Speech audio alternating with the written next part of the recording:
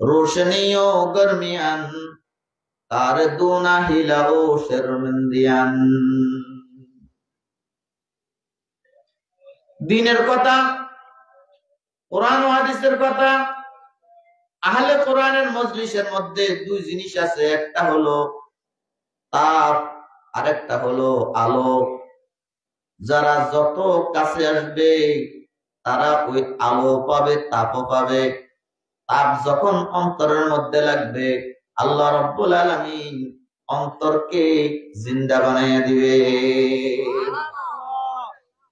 ওই কথাই রাসূল কারীম সাল্লাল্লাহু আলাইহি ওয়াসাল্লাম বলেছেন, আলাইকুম বিমাজালাসাতিল উলামা ওয়া ইসতিমা'i কালামিল হুকামা ফাইন্নাল্লাহা তাআলা ইউহিল কলবাল মাইয়িতা বিনুরিল হিকমা। দ্বীনি মজলিসে বসো, উলামায়ে কেরামের মজলিসে বসো। রব্বুল আলামিন এই উলামায়ে কেরামের মজলিসের কারণে, দ্বীনি আলোচনার কারণে আল্লাহ সুবহানাহু ওয়া তাআলা তোমার মরা অন্তরটাকে জিন্দা করে দিবে। মরা অন্তরটা যখন জিন্দা হয়ে যাবে, তখন আমলের শৌক, আমলের মহব্বত, আমলের আজমত জানা অনুযায়ী মানার জন্য আল্লাহ রাব্বুল আলামিন দিল তৈরি করে দিবে। আর যখন নাকি জানা অনুযায়ী মানার যখন নাকি দিল যখন তৈরি হয়ে যায়, ওই মানুষটা রব্বুল আলামিনের দরবারে সে ফেরেশতার চাইতে দামি হয়ে যায়। আজমালাইক বাহরাদারি ওয়াজবাহাইম নিজাহাম বগজারাজ হাজে বাহাইম কাজমালাইক বগজারি। মানুষ, তোমার মধ্যে দুইটা জিনিস আছে, একটা হলো পশুত্বের স্বভাব আছে, আর একটা হলো তোমার মধ্যে ফেরেশতার গুণ আছে। তুমি যদি পশুত্বের স্বভাব যদি নাকি বর্জন করো, আর যদি ফেরেশতাদের গুণটা যদি অর্জন করো, আল্লাহ রাব্বুল আলামিন তোমাকে ফেরেশতার চাইতে দামি বানাই দিবে। এই জন্য দামি হওয়ার জন্য, আল্লাহ রাব্বুল আলামিনের কাছে দামি হওয়ার জন্য, আল্লাহ রাব্বুল আলামিনের কাছে সম্মানী হওয়ার জন্য টাকা পয়সার দরকার হয় না, জায়গা জমিনের দরকার হয় না। টাকা পয়সা নাই, জায়গা জমিন নাই, ধন সম্পদ নাই, কিচ্ছু নাই, কিন্তু রব্বুল আলামিনের কাছে সে দামি। আল্লাহু আকবার। কেমন দামি?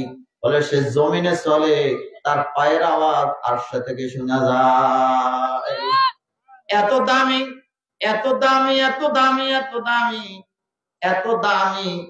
দুনিয়ার মানুষ, আশপাশের মানুষ চিনে না, বাড়িওয়ালা চিনে না, সব সমাজে চিনে না, গ্রামে চিনে না। আল্লাহু আকবার। তাকে দেশের বাইরে চিনবে তো দূরের কথা, তার ইউনিয়নের মধ্যে তাকে চিনে না, তার সমাজের মধ্যে অনেকে চিনে না, কিন্তু আসমানের বাসিন্দা ফেরেশতারা তাকে কিন্তু চিনে। হযরত আবু যর গফারী রাদিয়াল্লাহু তাআলা আনহু রাসূল কারীম সাল্লাল্লাহু আলাইহি ওয়াসাল্লামের বিখ্যাত একজন সাহাবী ছিল। একবারে জীর্ণ শীর্ণ অবস্থা, ঘর বাড়ি তার ছিল না, একেবারে দুর্বল অবস্থার একজন সাহাবী। রাসূল কারীম সাল্লাল্লাহু আলাইহি ওয়াসাল্লামের দরবারে জিবরিল আলাইহিস সালাতু ওয়াস সালাম আসলেন। আবু যর গফারী ওই দিক থেকে আসতেছে। জিবরিল আলাইহিস সালাতু ওয়াস সালাম বলে, এ তো আবু যর, তার বাড়ি হলো গফার বংশ, গফার হলো তার বংশ, ইয়ামান হলো তার বাড়ি। রাসূল কারীম সাল্লাল্লাহু আলাইহি সাল্লাম বলে, জিবরিল, এই আবু যর তুমি থাকো আসমানে, আবু যর থাকে সে মদিনাতে জমিনে। একজন জীর্ণ শীর্ণ একজন সাহাবী, তুমি যে তার নামও জানো, তার বংশও জানো, তার দেশের বাড়ি কোথায় সেটাও তুমি জানো, কিভাবে তুমি জানো? জিবরিল আলাইহিস সালাম বলেন, ইয়া রাসূলুল্লাহ, আমি জানি, শুধু তাই না, আমি যেমন নাকি জানি আসমানের ফেরেশতারা আবু যরকে দুনিয়াওয়ালাদের চাইতে বেশি চিনে। বলে কারণ কি? তার মধ্যে কি গুণ আছে? বলে দুইটা গুণ। লিসগরিহি ফি নাফসিহি ওয়া কাতরাতি তিলাওয়াতিহি কুল হুয়াল্লাহু আহাদ। বলে গুণ হলো দুইটা। নিজেকে ছোট মনে করে, নিজেকে ছোট মনে করে, নিজেকে ছোট মনে করে, নিজেকে বড় মনে করে না। অহংকার তার মধ্যে নাই, ধনের অহংকার তার মধ্যে নাই, জনের অহংকার তার মধ্যে নাই, ক্ষমতার অহংকার তার মধ্যে নাই, শিক্ষার অহংকার তার মধ্যে নাই।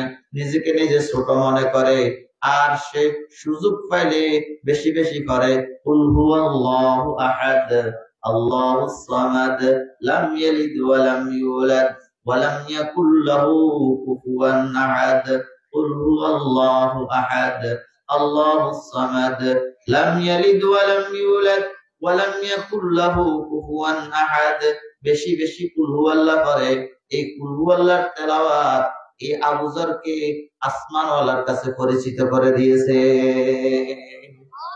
এই জন্য আমার ভাইরা, আমার আর আপনার জিন্দেগি আল্লাহ রাব্বুল আলামিন যে জীবনটা আমাকে দিয়েছে, বড় দামি সময়, বড় দামি, এক একটা মুহূর্ত বড় দামি। এই সময়টা যেন নষ্ট না হয়, সময়টা যেন বেকার না যায়, সময়টা যেন অযথা যেন নষ্ট না হয়। সময়টাকে কাজে লাগানো, সময়টাকে কাজে লাগানো, এক একটা মুহূর্তকে কাজে লাগানোর জন্য আল্লাহ রাব্বুল আলামিনের কাছে দোয়া করা দরকার, আল্লাহ রাব্বুল আলামিনের কাছে চাওয়া দরকার, আল্লাহ আমার একটা মুহূর্ত যেন বেকার না কাটে। এই জন্য হাদিস শরীফের মধ্যে রাসূল করিম সাল্লাল্লাহু আলাইহি ওয়াসাল্লাম ইরশাদ ফরমান, জান্নাতীরা জান্নাতে যাওয়ার পরে, জান্নাতীরা জান্নাতে যাওয়ার পরে কোন জিনিসের জন্য আফসোস করবে না, আফসোস করবে ওই সময়টার জন্য যে সময়টা সে বেকার কাটাইছে, যে সময়টা সে কাজে লাগায় নাই, ওই সময়টার জন্য সে আফসোস করবে। একবার সুবহানাল্লাহর ফজিলত সে যখন নাকি তার সামনে আসবে, আলহামদুলিল্লাহর ফজিলত যখন তার সামনে আসবে, লা ইলাহা ইল্লাল্লাহ ফজিলত যখন তার সামনে আসবে, তখন সে বসে বসে আফসোস করবে, আরে আমার জীবনের কত সময় আমি মোবাইলের পিছনে দিয়ে দিছি। আমি যদি এই সময়টা যদি মোবাইলের পিছনে না দেয়া আমি যদি তাসবিহ লইয়া যদি পড়তাম, সুবহানাল্লাহি ওয়া বিহামদিহি সুবহানাল্লাহিল আযীম, সুবহানাল্লাহি ওয়া বিহামদিহি সুবহানাল্লাহিল আযীম ওয়া বিহামদিহি আস্তাগফিরুল্লাহ ওয়া আতুবু ইলাইহি। আমি যদি জিকিরের মধ্যে যদি আমার সময়টা যদি নাকি কাটাইতে পারতাম, আল্লাহর ধ্যানের মধ্যে যদি আমার সময়টা কাটাইতে পারতাম, তাহলে কিয়ামতের ময়দানে আমি ধনী হয়ে যাইতাম। আমার ভাইরা, দুনিয়াতে মানুষ ধনী হয় ধনের দ্বারা, টাকা পয়সার দ্বারা মানুষ ধনী হয়। আখিরাতের মধ্যে দুনিয়ার টাকা পয়সা চলে না। আখিরাতের একটা মুদ্রা, ওই এক মুদ্রার নাম সেটা হলো নেকামল। সেটা কি? নেকামল। এই জন্য দুনিয়াতে যার টাকা পয়সা আছে তাকে ধনী বলে, আখিরাতের মধ্যে যার নেক আছে সে হলো ধনী। এজন্য রব্বুল আলামিন কোরআনে কারিমে ইরশাদ ফরমান, ইদা ওয়াকাতিল ওয়াকিআ লাইসা লিওয়াকাতিহা কাযিবা খাফিযাতুর রাফিআ। কিয়ামত যখন হবে, আর আল্লাহ রাব্বুল আলামিন বলেন কিয়ামত যে হবে এটা নিশ্চিত, এটা কোনো মিথ্যা বিষয় না। কিয়ামত হবে, কিয়ামত নিশ্চিত, কিয়ামত হবে। তবে শোনো অবস্থা কি হবে? খাফিযাতুর রাফিআ। কিয়ামত যখন হবে তখন অনেক নিচু নিচু হয়ে যাবে, অনেক নিচু নিচু হয়ে যাবে। এক তো সমুদ্রের তলদেশ এটা নিচু, পাহাড় উঁচু, সেই সমুদ্রের তলদেশ পাহাড় চূর্ণ বিচূর্ণ হইয়া সমুদ্র ভরাট হয়ে যাবে, মাটির সাথে তোর সাথে মিলে যাবে। এই জন্য নিচু উঁচু হয়ে গেছে। সমুদ্রের তলা ছিল নিচু, হয়ে গেছে উঁচু, পাহাড় ছিল উঁচু, হয়ে গেছে নিচু। এরকম তো হবে, উঁচু নিচু হয়ে যায়। আর এক অর্থ হলো দুনিয়ার মধ্যে যারা অনেক উঁচু উঁচু পদের মধ্যে ছিল, অনেক মর্যাদাশীল ছিল, কিন্তু আল্লাহ রাব্বুল আলামিনের সাথে সম্পর্ক না থাকার কারণে, ইসলামের সাথে সম্পর্ক না থাকার কারণে, কোরআন ও হাদিসের সাথে সম্পর্ক না থাকার কারণে এই উঁচু মানুষগুলো নিচু হয়ে যাবে। আরেকজনকে দেখা গেছে সে একবারে সাধারণ মানুষ, লেবার পারসন, দেখা গেছে এই লোকটা একেবারে রিকশাওয়ালা, একবারে দিনমজুর, ঠেলা গাড়ি চালায়, কিন্তু লোকটার কপালের মধ্যে সেজদা ছিল। 5 ওয়াক্ত যখন নাকি মসজিদে আজান হয়, আজানের সাথে সাথে লোকটা মসজিদে হাজিরা দেয়। যখন অবসর পায় তখন তার জিহ্বাটাকে আল্লাহ রাব্বুল আলামিনের জিকির দ্বারা সে লাড়ে, আল্লাহু আল্লাহ, আল্লাহু আল্লাহ, আল্লাহু আল্লাহ, আল্লাহু আল্লাহ। জিহ্বাটাকে লাড়ে আল্লাহ রাব্বুল আলামিনের জিকির দ্বারা, জিহ্বাটাকে সে লাড়ে। সে জিহ্বা এদিকে লাড়ে, ওইদিকে রব্বুল আলামিনের আরশ পর্যন্ত লড়ে। আল্লাহু আকবার। বান্দা যখন কালমা পড়ে লা ইলাহা ইল্লাল্লাহ, আরশ আজিমের সামনে খুঁটি আছে বলে খুঁটিটা তখন লড়তে থাকে। জিজ্ঞাসা করা হয়, খুঁটি তুমি লড়ো কেন? বলে যে কালমা পড়লো তাকে এখনো মাফ করা হয় নাই, এই জন্য আমি লড়তেছি। মুমিনের এই জিহ্বা লড়ানোর দ্বারা আল্লাহ রাব্বুল আলামিন আরশ পর্যন্ত লড়ে, আরশের আশপাশ লড়ে। আমার ভাইরা, মানুষটা যদিও নাকি দুর্বল হয়, মানুষটা যদিও নাকি একেবারে গরিব হয়, কিন্তু এই মানুষটা আল্লাহ রাব্বুল আলামিনের কাছে এত দামি, এত দামি।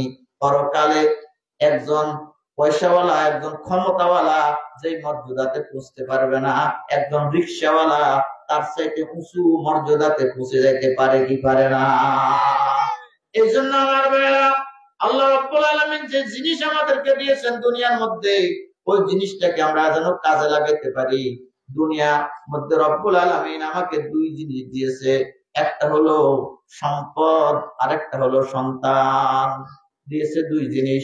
এই দুনিয়ার নামে হলো দুই জিনিসের নাম, একটার নাম হলো সন্তান আর একটার নাম হলো সম্পদ। এই পৃথিবীর মধ্যে, এই দুনিয়ার মধ্যে এই দুই জিনিস ছাড়া তৃতীয় কোনো জিনিস পাওয়া যাবে না। আপনি যেদিকে যাবেন হয়তো সন্তান পাবেন, নয়তো সম্পদ পাবেন, তৃতীয় কোনো জিনিস নাই।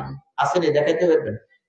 আপনি যেটাই ধরবেন এটা হয়তো সন্তানের আওতায় যাবে, নয়তো সম্পদের আওতায় যাবে। আপনি যে সামনে যে বাসটা দেখতেছেন এটা সম্পদ। এটা কি বলেন না? এটা কি সম্পদ? সম্পদ কাকে বলে? সম্পদ কাকে বলে? সম্পদ বলে যেটা খরিদ করতে টাকা লাগে আর যেটা বিক্রি করলে টাকা পাওয়া যায়। এটার নাম কি? এই বাসটা খরিদ করতে টাকা লাগবে কি লাগবে না? হ্যাঁ, লাগবে। আর বিক্রি করলে কিছু পাওয়া যাবে কি যাবে না? একবার একটা খড়কুটা থেকে নি, এটা সম্পদ। এগুলো কি? আর আমরা যারা সামনে বসা আছি আমরা হলাম সন্তান। আমরা হলাম কি? এই দুই জিনিস দিয়ে রব্বুল আলামিন আমাদেরকে পরীক্ষা করতেছেন। এজন্য রব্বুল আলামিন বলেন, লা তুলহিকুম আমওয়ালুকুম ওয়ালা আওলাদুকুম আন যিকরিল্লাহ ওয়া মান ইয়াফআল যালিকা ফাউলাইকা হুমুল খাসিরুন। রব্বুল আলামিন বলে, এ দুনিয়াওয়ালা, দুই জিনিস দিয়ে আমি তোমাদেরকে পরীক্ষা করব। খবরদার, খবরদার, এই দুই জিনিস যেন তোমাকে আল্লাহ থেকে যেন ফিরাইয়া না রাখে। এই দুই জিনিস যেন তোমাকে আল্লাহ থেকে যেন গাফেল না করে। সন্তানের কারণে তুমি যেন আল্লাহ থেকে গাফেল না হও। হয় কি হয় না? সন্তানের কারণে আল্লাহ থেকে গাফেল হয় কি হয় না? হ্যাঁ, হাই হাই। সন্তানের জন্য, সন্তানের জন্য, সন্তানের জন্য একটা জামা খরিদ করবে ঈদের সময়। ঈদের সময় সন্তানের জন্য একটা জামা খরিদ করবে, সন্তানের জন্য একটা গেঞ্জি খরিদ করবে। এই একটা জামা, একটা গেঞ্জি খরিদ করতে গিয়ে এদিকে মসজিদে আযান হইতেছে, আল্লাহু আকবার, আল্লাহু আকবার। আমি একটা জামা কেনার জন্য, একটা স্যান্ডেল কেনার জন্য, একটা এক জোড়া জুতা কেনার জন্য মসজিদের আযান বাদ দিয়ে দিছি, আমি দোকানে মগ্ন। এরকম মা বাবা, এরকম অভিভাবক আছে না? না, সন্তানকে খুশি করবে এক জোড়া জুতা কিনলে, এক জোড়া জুতা কিনলে বাড়িতে নিয়ে যখন নাকি সন্তানের হাতে দিবে, সন্তান খুশি হয়ে যাবে, বাবা আমার জন্য জুতা নিয়ে আসছে। কিন্তু বাবা এই কথা চিন্তা করে না যে আমি নামাজ পড়ে তো আমি জুতাটা কিনতে পারি। কিন্তু দেখা গেছে এই সন্তানটাকে খুশি করার জন্য, একটা গেঞ্জি কেনার জন্য এখন নামাজ ছাড়ে দিছে। এখন যে নামাজ ছাড়ি দিয়া অথবা জমাত চলে গেছে, এই যে আল্লাহকে যে নারাজ করছে, আল্লাহ যে নারাজ হয়ে গেছে তার খবর না। এই জন্য লা তুলহিকুম আমওয়ালুকুম ওয়ালা আওলাদুকুম আন যিকরিল্লাহ। খবরদার, খবরদার, তোমার সন্তান এবং তোমার সম্পদ, এই দুই জিনিস যেন তোমাকে আল্লাহ থেকে যেন গাফেল না করে। আমার ভাইরা, এই সন্তানকে খুশি করার জন্য আল্লাহু আকবার, দেখেন না কত কিছু করে মা বাবা। একটা ছেলে, একটা মেয়ে, ছেলে বিয়ে করাইবে, মেয়েরে বিয়ে দিবে। এখন ছেলের জন্য, মেয়ের জন্য, বিয়ের জন্য কত বিরাট আয়োজন, কি বলেন? কত বড় গেট, মেয়েটা খুশি হবে, মেয়ের কে যেখানে বিয়ে দিতেছে বরযাত্রী যারা আছে বরপক্ষ এরা খুশি হবে। এদেরকে খুশি করার জন্য, এই সন্তানকে খুশি করার জন্য আমি আমার কি করতেছি একটু চিন্তা করেন না। আমাদের বিয়েগুলোর মধ্যে কি হইতেছে, আমাদের বিয়ে শাদী গুলোর মধ্যে কি হইতেছে কারো তো জানার বাহিরে নাই। দিন দিন শুধু আমাদের শুধু অবনতি হচ্ছে, ইসলামের দিক দিয়ে শুধু অবনতি হচ্ছে, শুধু অবনতি হচ্ছে। যেটা 10 বছর আগে ছিল না, এখন 10 বছর পরে যোগ হইতেছে। কি যোগ হইতেছে? শুধু আল্লাহকে নারাজ করার ব্যবস্থা, শুধু আল্লাহকে নারাজ করার ব্যবস্থা শুধু যোগ হইতেছে।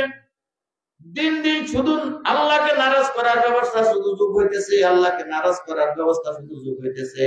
আমার ভাইরা, আল্লাহকে নারাজ করে এই পৃথিবীর মধ্যে কেউ শান্তি অর্জন করতে পারে না। যে যতই চেষ্টা করবে আল্লাহকে নারাজ করবে, আল্লাহ যদি নারাজ হয় আমার জীবনে শান্তি আসতে পারে না। যে যাই করি তবে সিদ্ধান্ত নিতে হবে আমার আল্লাহ এবং আমার রাসূল যেন আমার উপরে নারাজ না হয়। আপনি মেয়ের বিয়ে দিবেন, মেয়েকে বিয়ে দিবেন, ছেলেকে বিয়ে করাবেন, অসুবিধা কোথায়?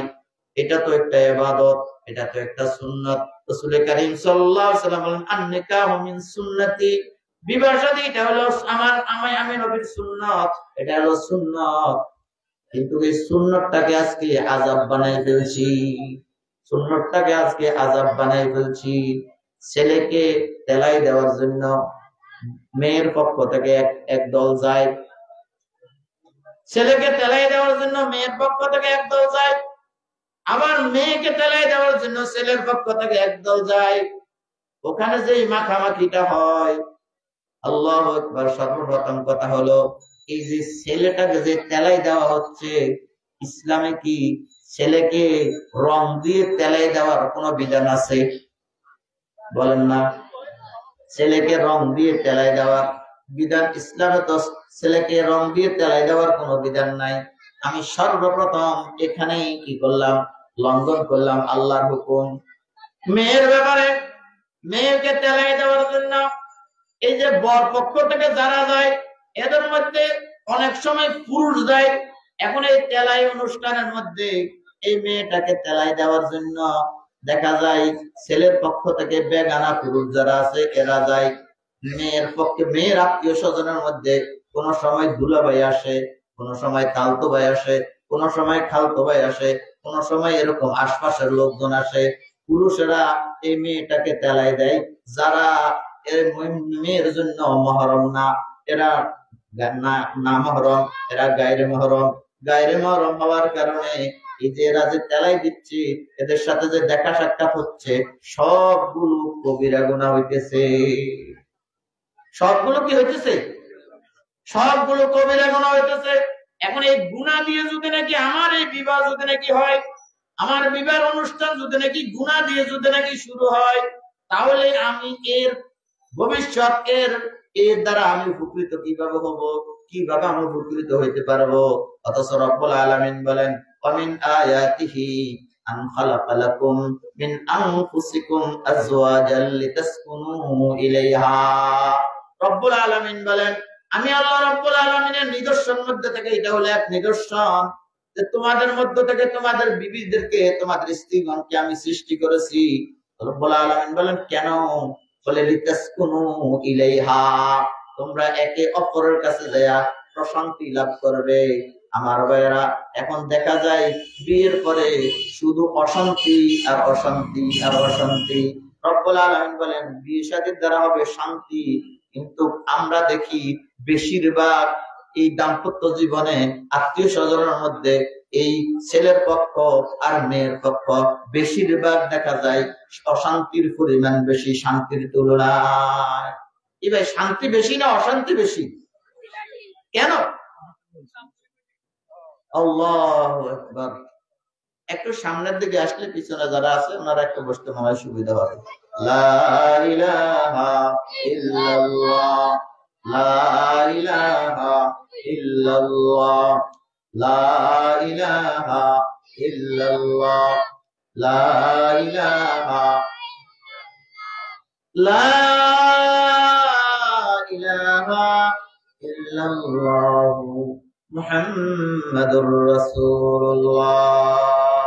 এজন্য রব্বুল আলামিন বলেন লা তুলহিকুম আমওয়ালুকুম ওয়ালা আওলাদুকুম আন যিকরিল্লাহ। দুই জিনিস দিয়ে পরীক্ষা করব। এক নম্বর হলো মাল, এক নম্বর হলো সম্পদ। এক নম্বর কি? এজন্য আমার ভাইরা, আল্লাহ রাব্বুল আলামিন মালের কথা এই জন্য আগে বলেছেন।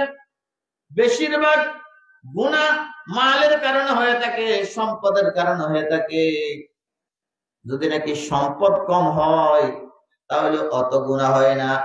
সম্পদ বেড়ে গেলে যত যে পরিমাণ গুনাহ বাড়ে, সম্পদ বাড়লে যে পরিমাণ গুনাহ বাড়ে, ওই পরিমাণ গুনাহ সম্পদ যদি কম হয় ওই সময় হয় না। আপনি একটু দেখেন, আশপাশে দেখেন, যে সমস্ত গুনার কাজগুলো যেখানে হয়, কারা হয়? যাদেরকে রব্বুল আলামিন সম্পদ দিয়েছে তাদের থেকেই হয়। সম্পদ যার আছে সেই সম্পদের কারণে গুনাহ করে। মেয়ের বিয়ের মধ্যে, ছেলের বিয়ের মধ্যে যত অপচয়, যত রকমের অন্যায় তাদের থেকে বেশি হয় যাদেরকে রব্বুল আলামিন সম্পদ বেশি দিয়েছে। ঠিক না ভাই? ঠিক। নারাজ হইবেন আপনারা? আপনারা নারাজ হইবেন? যাদেরকে সম্পদ বেশি দিয়েছে তাদের মধ্যেই এই গুনাহটা বেশি হয়। অথচ সম্পদ দিয়েছে কে? এই সম্পদ কি জন্য দিয়েছে? আল্লাহকে নারাজ করার জন্য। এই জন্য রব্বুল আলামিন বলেন লা তুলহিকুম আমওয়ালুকুম। এক নম্বরে মালের কথা বলেছে, সম্পদের কথা বলেছে। সম্পদ পায়া আমি আল্লাহর নাফরমানি করিও না। সম্পদ পায়া আমি আল্লাহ থেকে গাফিল হইও না। সম্পদ পায়া আমি আল্লাহ রাব্বুল আলামিনকে ভুলিয়া যাইও না। এই সম্পদ আমি আল্লাহ রাব্বুল আলামিন দিয়েছি, দুনিয়ার কেউ দেয় নাই। দুনিয়ার কেউ সম্পদ দিতে পারে না। সম্পদ কে দেয়? বখত দৌলত বকারে দানি নিস, বখত দৌলত বকারে দানি নিস, জুজবতাই বে আসমানি নিস। আসমানি শক্তি ছাড়া, উপরের আল্লাহ রাব্বুল আলামিনের দয়া ছাড়া কেউ সম্পদ পাইতে পারে না। ঠিক না ভাই? ঠিক। এজন্য রব্বুল আলামিন বলেন সম্পদ আমি আল্লাহ রাব্বুল আলামিন দিয়েছি। প্রত্যেকটি সম্পদের পিছনে আমি আল্লাহ রাব্বুল আলামিনের হুকুম আছে। এই সম্পদটা তুমি কিভাবে উপার্জন করবা, সম্পদটা কিভাবে আবার ব্যয় করবা, রব্বুল আলামিন এই ব্যাপারে প্রশ্ন করবেন হাসরের ময়দানে। এই প্রশ্নের উত্তর যতক্ষণ পর্যন্ত দিতে পারবে না, এক কদমও সামনে যাইতে পারবে না। এই জন্য রব্বুল আলামিন আমাদেরকে সতর্ক করতেছেন লা তুলহিকুম আমওয়ালুকুম। ও আমার বান্দা, সন্তান এবং সম্পদ এই দুই জিনিস যেন তোমাকে আল্লাহ থেকে যেন গাফেল না করে। সম্পদ পায়া তুমি আল্লাহকে ভুলিয়া যাও না। সম্পদ পায়া আল্লাহকে ভুলে যাওয়ার এক অর্থ হলো সম্পদ উপার্জনের সময়, উপার্জন যখন করবা তখন তুমি আল্লাহকে ভুলবা না। কিভাবে সম্পদ উপার্জন করতে বলেছে সেইভাবে উপার্জন করো। কোন পন্থায় উপার্জন করতে বলেছে সেই পন্থায় উপার্জন করো। সুদকে রব্বুল আলামিন হারাম করেছেন। সুদকে কি করেছেন? হারাম না হালাল? ওয়া হারামার রিবা। সুদ কি? বলেন না, সুদ কি? হারাম। কিন্তু আজ আম হয়ে গেছে সুদ, ঘরে ঘরে সুদ আম হয়ে গেছে। বিভিন্ন কায়দায় আমাদের ওখানে আমাদের সমাজের মধ্যে সুদ চলছে, সুদের লেনদেন চলছে। এবার আছে না নাই? কি একজনের জমিন নেই, কি নেই? ওর জমিন নেই, নিজের কোনো জমিন নেই। এই আরেকজনের কাছ থেকে টাকা নিছে, ওই আধাখানি জমিন, জমিনের বিনিময়ে এই 50,000 টাকা, এই 50,000 টাকা আপনার কাছ থেকে আপনাকে দিলাম, বিনিময়ে আধখানি জমিনের বছরে আমাকে দাম দিবেন 20 টাকা। জমিন কই? জমিন নেই। জমিন কি? জমিন। এরকম এরকম কিছু লেনদেন আমাদের সমাজে আছে না নাই?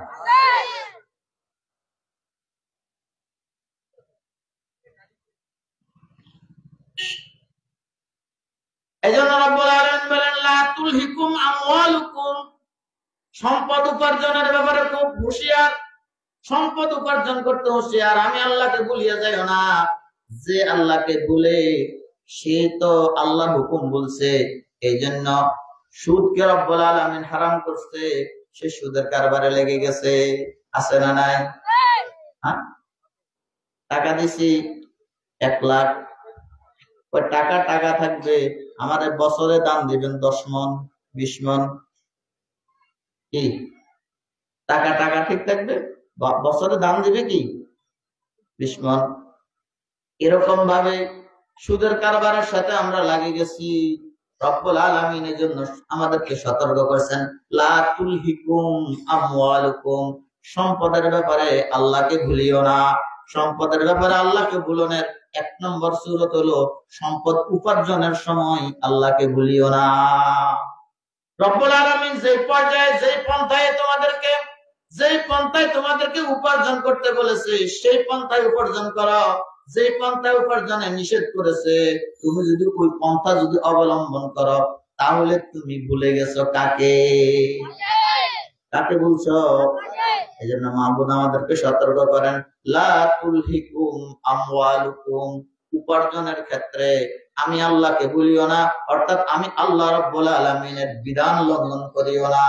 2 নম্বরে আবার এই সম্পদ যখন নাকি খরচ করবা, খরচের মধ্যে আল্লাহর বিধান আছে না নাই? যেইভাবে খরচ করলে আল্লাহ রাব্বুল আলামিন রাজি হবে, তোমাকে ওইভাবেই খরচ করতে হবে। তোমাকে রব্বুল আলামিন সম্পদ দিয়েছে, এই সম্পদের 40 ভাগের 1 ভাগ প্রতি বছর যখন শেষ হয়ে যায়, প্রতি বছরে তুমি 40 ভাগের 1 ভাগ আল্লাহর রাস্তায় যাকাত হিসেবে দিতে হবে। নামাজ যেমন ফরজ, নামাজের মতো যাকাতও তেমন ফরজ। যাকে নেশাব পরিমাণ সম্পদ রব্বুল আলামিন দিয়েছে, বর্তমান সময়ে 52.5 তোলা রূপা বা তার সমপরিমাণ মূল্য, এই সময়ের মধ্যে 60 থেকে 65 বা সর্বোচ্চ 70,000 টাকা বা এই পরিমাণ যদি কারো কাছে যদি নাকি অতিরিক্ত সম্পদ থাকে, প্রয়োজনের অতিরিক্ত সম্পদ থাকে, ওই সম্পদের উপরে তাকে যাকাত দেওয়া লাগবে যদি 1 বছর অতিক্রম হয়ে যায়। এখন যদি নাকি কারো কাছে যদি 70,000 টাকা 1 বছর অথবা 70,000 টাকার কোন সম্পদ যদি নাকি তার কাছে যদি 1 বছর অতিবাহিত হয়ে গেল, এই পরিমাণ সম্পদ যদি নাকি তার কাছে যদি নাকি থাকে, এখন আল্লাহ রাব্বুল আলামিনের হক তার সাথে জড়িত হয়ে গেছে। 1 বছর পরে 40 ভাগের 1 ভাগ তাকে যাকাত দেওয়া লাগবে। রব্বুল আলামিন বলেন, তুমি যদি নাকি যাকাত দাও, আমি আল্লাহ রাব্বুল আলামিন এই যাকাতের মধ্যে তোমার মালটাকে পবিত্র করে দেব, আর পবিত্র জিনিসের মধ্যে রব্বুল আলামিনের পক্ষ থেকে বরকত হয়ে যাবে। পবিত্র জিনিসের মধ্যে আল্লাহর পক্ষ থেকে কি হয়ে যাবে? বরকত হয়ে যাবে।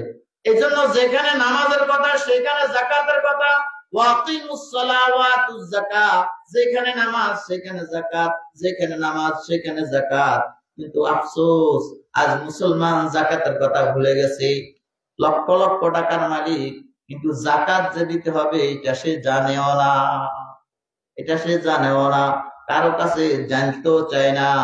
এই জন্য আমার ভাইয়েরা, যদি যাকাত যদি নাকি না দিই, তাহলে রাসূল কারীম সাল্লাল্লাহু আলাইহি ওয়াসাল্লাম বড় ধমকি দিয়েছে। রাসূল কারীম সাল্লাল্লাহু আলাইহি ওয়াসাল্লাম শাজান আকরা, বড় বড় কালো কালো বিষাক্ত সাপ তার গলায় পেঁচিয়ে দেওয়া হবে। তার পেটের মধ্যে রাসূল কারীম সাল্লাল্লাহু আলাইহি ওয়াসাল্লাম মেরাজের রজনীতে দেখেছে, তার পেটটা অনেক বড়, মটকার মতো, কোন কোন আছে ঘরের মতো, আর ভিতরে সাপ বাহির দিয়ে দেখা যাচ্ছে। রাসূল কারীম সাল্লাল্লাহু আলাইহি ওয়াসাল্লাম জিবরিলকে জিজ্ঞাসা করলেন, এরা কারা? রাসূল সাল্লাল্লাহু আলাইহি ওয়াসাল্লামকে জিবরিল আলাইহিস সালাম বলেন, উহাউলাই আকালাতুর রিবা, এরা হলো সুদখোর, যারা সুদ খেয়েছে। এখন এই সুদের কারণে তাদের পেটের মধ্যে সাপ ঢুকিয়ে দেওয়া হয়েছে। এইভাবে সাপ তাদেরকে কিয়ামত পর্যন্ত সংবল করতে থাকবে, দংশন করতে থাকবে, আর এই আযাব তারা ভোগ করতে থাকবে। নাউযুবিল্লাহ। এজন্য রব্বুল আলামিন ডাক দিয়ে বলেন, লা তুলহিকুম আমওয়ালুকুম ওয়ালা আওলাদুকুম আন যিকরিল্লাহ। আমার বান্দারা, সম্পদ, এই উপার্জন এবং সম্পদের ব্যয়, এই দুই জিনিস যেন তোমাকে আল্লাহ থেকে যেন গাফেল না করে। টাকা তোমার হয়ে গেছে, এই জন্য তুমি টাকা যেখানে সেখানে খরচ করবা, টাকা দিয়ে তুমি উল্টাপাল্টা কাজ করবা। টাকা তোমার হয়ে গেছে, এই জন্য তুমি মেয়ের বিয়েতে, ছেলের বিয়েতে তুমি গান বাদ্য করার জন্য গ্যাং পার্টি আর ব্যাংক পার্টি নিয়ে আসবা, তুমি গান গাইবা, তুমি এগুলো করবা। এই যে সম্পদ আমি আল্লাহ রাব্বুল আলামিন দিয়েছি, তুমি যদি এগুলো করো, এই সম্পদের কারণে, এই সম্পদ অন্যায় ভাবে ব্যয় করার কারণে, খরচ করার কারণে কিয়ামতের ময়দানে তুমি আমার কাঠগড়ায়, আসামের কাঠগড়ায় দাঁড়ানো লাগবে। এই জন্য আমার ভাইয়েরা, রব্বুল আলামিন আমাদেরকে সতর্ক করেছেন, লা তুলহিকুম আমওয়ালুকুম, সম্পদের উপার্জন এবং সম্পদের খরচ, এই দুই জিনিস যেন তোমাকে আল্লাহ থেকে যেন গাফেল না করে। 2 নম্বরে বলেছে সন্তানের কথা, ওয়া আওলাদুকুম, আমাদেরকে সন্তান দেয় কে? বলেন না, সন্তানকে দেয়? হ্যাঁ, এটা রব্বুল আলামিনের পক্ষ থেকে, আল্লাহর পক্ষ থেকে আমাদের উপরে বড় ইহসান। এজন্য রব্বুল আলামিন মানুষের সৃষ্টির কথা বলেছে, মানুষের সৃষ্টির ধারাবাহিকতা বর্ণনা করেছে। তুমি কি ছিলা? এক সময় তুমি ছিলা নুতফা ছিলা, সেখান থেকে রব্বুল আলামিন বলেন আলাকা বানিয়েছি, সেখান থেকে আমি আল্লাহ রব্বুল আলামিন মুজগা তৈরি করেছি, এক একটা ধাপ তৈরি করেছি। আল্লাহ রব্বুল আলামিন বলেন মায়ের গর্ভে বিভিন্ন স্তর থেকে নিয়ে নুতফা থেকে আলাকা, আলাকা থেকে মুদগা, এগুলোর আমি ব্যাখ্যা করলাম না। এরপরে রব্বুল আলামিন বলেন সুম্মা নুখরিজুকুম তিফলা, মায়ের গর্ভে থেকে আমি তোমাকে শিশু আকারে তোমাকে বের করে দিয়েছি। শিশু আকারে বের করে দেওয়ার পরে রব্বুল আলামিন বলেন ফামিনকুম মান ইউতাওয়াফা, কিছু কিছু শিশু মায়ের গর্ভে থেকে আসার পরে 1 দিন 2 দিন, 1 ঘন্টা 2 ঘন্টা, 1 মাস 2 মাসের মাথায়, 1 বছর 2 মাসের মাথায় মারা যায়। এই শিশুটা সে যৌবনে পুষতে পারে না, এই শিশুটা সামনের দিকে যাইতে পারে না, এর আগে তার মওত হয়ে যায়। হয় কি হয় না? আল্লাহ রাব্বুল আলামিন যেন আমাকে আপনাকে রব্বুল আলামিন যেন শুনাইতেছেন, দেখাইতেছেন, শোনো, ওই যে ছোট্ট একটা বাচ্চা যে মারা গেছে, তার যে দাফন হয়েছে, ইচ্ছা করলে তুমি যে আজকে 60 বছর 70 বছর বয়সে রাস্তা দিয়ে হাঁটতেছ, তোমাকে আমি ওই 1 দিন 2 দিনের মাথায় তোমাকেও আমি মওত দিয়ে কবরের খোরাক বানাই দিতে পারতাম। পারতো কি পারতো না? পারতো না? এই জন্য রব্বুল আলামিন আমাকে আপনাকে এই নিয়ামতগুলোর কথা বলতেছেন। সুম্মা লিতাবলুগু শুয়ুখান, এরপরে তোমাকে আমি আল্লাহ রাব্বুল আলামিন বার্ধক্য পর্যন্ত পৌঁছে দিয়েছি। এইখানের মধ্যে তুমি এখন যৌবনে পদার্পণ করেছো, যৌবনে পদার্পণ করে এখন তুমি নিজের দাম্পত্য জীবন গড়েছো, বিবাহ শাদী করেছো, বিবাহ শাদী করার পরে তোমার এখন পারিবারিক জীবন হয়েছে। আল্লাহ রাব্বুল আলামিন বলেন পারিবারিক জীবনকেও আমি দেখো 4 ভাগে ভাগ করে রেখেছি। আল্লাহ রাব্বুল আলামিন বলেন ইয়াহাবু লিমান ইয়াশাউ ইনাতা ওয়া ইয়াহাবু লিমান ইয়াশাউ যুকুর আও ইউযাওযিজুহুম যুকরানা ওয়া ইনাতা ওয়া ইয়াজআলু মান ইয়াশাউ আকিমা।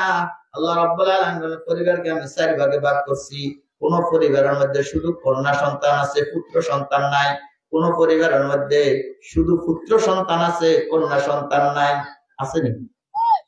শুধু মেয়ে ছেলে নাই। আবার কোন পরিবারে শুধু ছেলে কি নাই, মেয়ে নাই। আবার কোন পরিবারের মধ্যে আমি ছেলেও দিয়েছি, মেয়েও দিয়েছি। আর রব্বুল আলামিন বলেন আবার কোন কোন পরিবারকে আমি আল্লাহ রব্বুল আলামিন ছেলেও দিই নাই, মেয়েও দিই নাই, জীবনের জন্য বাঁধা করে রেখেছি। পরিবার কয়বার? কয়বার? কারো আছে মেয়ে ছেলে নাই, কারো আছে ছেলে মেয়ে নাই, কারো ছেলেও আছে মেয়েও আছে, কারো কিছু নাই। আছে না নাই? যার সন্তান নাই সে চেষ্টা করিও পায় না। এজন্য রব্বুল আলামিন বলেন লা তুলহিকুম আমওয়ালুকুম ওয়ালা আওলাদুকুম আন যিকরিল্লাহ, সন্তান আমি আল্লাহ রব্বুল আলামিন দিয়েছি। এই সন্তানের পিছনেও আমি আল্লাহ রব্বুল আলামিনের হুকুম আছে। খবরদার সন্তান পায়া আমি আল্লাহকে ভুলিয়া যাইও না। সন্তান পায়া আমি আল্লাহ রাব্বুল আলামিনকে যদি ভুলে যাও, রব্বুল আলামিন বলেন ওয়া মান ইয়াফআল যালিকা ফাউলাইকা হুমুল খাসিরুন। সন্তান যেহেতু আমি আল্লাহ দিয়েছি, এই সন্তানের ব্যাপারে আমি আল্লাহ রাব্বুল আলামিনের বিধানও আমি রেখেছি। আছে না নাই? এজন্য মা বাবা সন্তানের প্রতি এক নম্বরের যে হক, এই হকটা হলো সন্তান যখন দুনিয়াতে আসে তখন তার কানে আযান এবং ইকামত দেওয়া, 7 দিন যখন বয়স হয়ে যায় তখন তার নাম রাখা, আকিকা করা, এবং সে যখন নাকি আস্তে আস্তে যখন নাকি বয়স বাড়তে থাকে, কথা বলার যখন নাকি শক্তি হয়, তখন তাকে দিন শিক্ষা দেওয়া, এটা মা বাবার দায়িত্ব। ঠিক না ঠিক? এই জন্য যদি নাকি মা বাবা এই সমস্ত দায়িত্বগুলো যদি নাকি পালন করে, রব্বুল আলামিন বলেন তুমি যদি সন্তানটাকে দিন শিখাও, আমি আল্লাহ রব্বুল আলামিনও সন্তানটাকে মা বাবার খেদমত করার জন্য আমি কুদরতি ভাবে তার জেহান তৈরি করে দিব। যেমন নাকি হযরত লুকমান আলাইহিস সালাতু ওয়াস সালাম সন্তানকে যে উপদেশ দিয়েছেন রব্বুল আলামিন, সেই উপদেশের কথা কোরআনে কারীমের মধ্যে উট করে দিয়েছেন আমাদের সামনে। আল্লাহু আকবার, কি সুন্দর ভাবে সন্তানকে উপদেশ দিয়েছিলেন হযরত লুকমান। ইয়া বুনাইয়া ইন্নাহা ইন তাকুম মিসকালা হাববাতিন মিন খারদালিন ফাতাকুন ফি সাখরাতিন আও ফিস সামাওয়াতি আও ফিল আরদি ইয়াতি বিহাল্লাহ। সন্তানকে আল্লাহর ভয়, আল্লাহর কুদরত এইভাবে শেখাতেছে, দুনিয়া আমার সন্তান, তুমি যদি নাকি একটা কালো পাথরের ভিতরে যদি একটা সরিষার দানাও যদি নাকি লুকিয়ে রাখো, রব্বুল আলামিন যদি বের করতে চাই, তাহলে এই সরিষার দানাটাকে 7 আসমানের উপর অথবা 7 জমিনের থেকে রব্বুল আলামিন বের করে নিয়ে আসতে পারবে। ইন্নাল্লাহা লাতীফুন খাবীর। আল্লাহ রব্বুল আলামিন সন্তানকে কিভাবে আল্লাহ শিক্ষা দিতে হয়, কিভাবে আল্লাহর কুদরত শিক্ষা দিতে হয়, লুকমান আলাইহিস সালাতু ওয়াস সালামের মাধ্যমে আমাদেরকে সবক দিয়ে দিলেন। আমার ভাইরা, যদি নাকি আমরা আমাদের সন্তানগুলোকে যদি নাকি এইভাবে দিন শিক্ষা দিই, শুধু একদিকে দিন শিক্ষা দিব তাই নয়, অপরদিকে সন্তানের জন্য দোয়া করা লাগবে। যেমন নাকি ইব্রাহিম আলাইহিস সালাতু ওয়াস সালাম সন্তানের জন্য দোয়া করছিলেন। আল্লাহু আকবার। বিবি হাজেরা এবং ইসমাইল আলাইহিস সালাতু ওয়াস সালামকে যখন নাকি তিনি মরু প্রান্তরে রাখছিলেন, তখন এক পর্যায়ে যখন তিনি চোখ থেকে আড়াল হয়ে গেছে, তখন এক পর্যায়ে তিনি আল্লাহ রাব্বুল আলামিনের কাছে দোয়া করলেন, ইয়া ইন্নী আসকানতু মিন যুররিয়াতি বিওয়াদিন গায়রি যি যারইন ইনদা বাইতিকাল মুহাররাম রব্বানা লিয়ুকিমুস সালাহ। আয় আল্লাহ, যেখানে বসবাস করার মতো কোনো পরিবেশ নাই, পানি নাই, খানা নাই, লোকজন নাই, এমন একটি মরু অঞ্চলে আমি আমার বিবি, আমার সন্তানকে রেখে যাচ্ছি। আল্লাহ, এই সন্তানেরা এখানে থাকিয়া এরা যেন তোমাকে না ভুলে, এরা যেন এখানে থাকিয়া যেন নামাজ কায়েম করতে পারে, এরা যেন নামাজি হয়।